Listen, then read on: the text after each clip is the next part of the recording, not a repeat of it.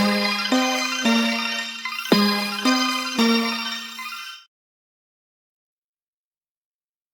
going to quickly talk about the clinical correlations with the ADH, okay? So the two main ones I'm going to focus here is, one is called Diabetic Insipidus, okay? And other one is called SIADH, which basically means is the syndromes of inappropriate productions of ADH, okay? So the two types of these diabetic insipidus are there, okay? One is called central insipidus, which central basically means there's a problem with this guy down here, okay? Which is there's insufficient amount of ADH is producing, okay? And the other one is called nephrogenic insipidus, okay? And this insipidus basically means is a tasteless. That's what it means, okay? So what is happening here is that maybe some kind of like a tumor is here, okay? Or it could be autoimmune disease, okay? Somehow this nuclei is not producing like insufficient amount of, okay, let's write down, like insufficient or decreased level of, let's just write down, level of your arginine vasopressin or ADH is producing, okay? So whenever there is a decreased level of ADH producing, what is going to happen? That's not going to able to retain the water, right? So you're going to pass more like diluted urine. That's what is going to happen, okay?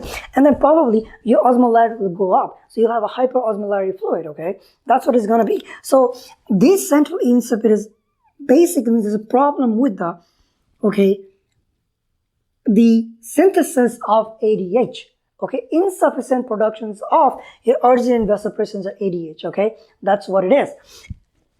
Now, this nephrogenic insipidus means is that there's not problem with the productions of the antidiuretic hormones or arginine vasopressin.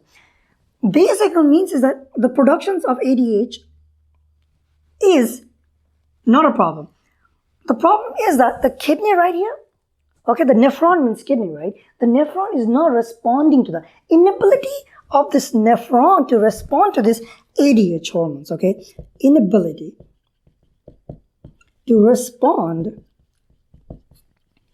to the ADH, okay? And whenever if the receptors are not responding to the ADH, okay, then they're not going to plant this water channel, the aquaporin 2 channels, but they're not going to also synthesize more the water channels, right? So if you don't do that, what is going to happen? Can you able to retain the water? Probably not, right? So that is what's going to happen. You're going to pass the diluted urine, right? That's what it's going to do. So, and then some of the causes, okay, it could be because, like, let's say you have taken like a lot of like lithium salts, okay, that could be resulting too.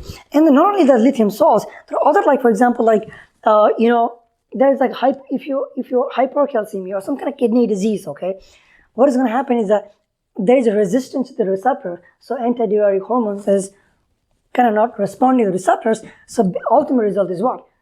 Your kidneys is not able to retain the water. So that's what it is called, the diabetic insipidus, okay? Now, and you're going to pass, in both the cases, you're going to pass what? Diluted urine, right? That's what it is. Now let's talk about this. The SIADH means like syndromes of inappropriate ADH production. Somehow there is a high level, increased level of ADH productions, okay? And whenever like really high level of ADH production is there, what is going to happen? It will retain more water than it should retain, okay? So whenever it requires like dramatically, okay, increased level of water is retaining, and when that lots of water is retaining, now what is going to happen? That is going to dilute your sodium, right? And you could have like hyponatremia, okay? That's what's going to do. So basically, this means is that whenever there's like this, and that's going to what? That's going to disturb your, let's say, your osmolarity.